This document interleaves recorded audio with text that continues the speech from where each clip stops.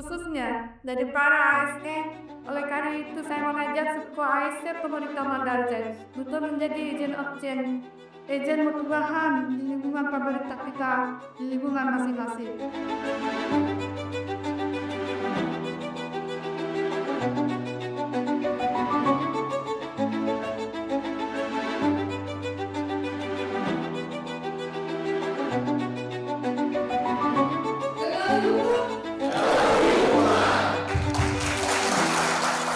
Sangat bersyukur, berterima kasih kepada Kejagung Republik Indonesia atas kegiatan sosialisasi anti korupsi, di mana kami juga pemerintah kota terus giat-giatnya untuk bagaimana kita terus melakukan pencegahan terhadap korupsi, karena korupsi ini adalah musuh bersamanya kita.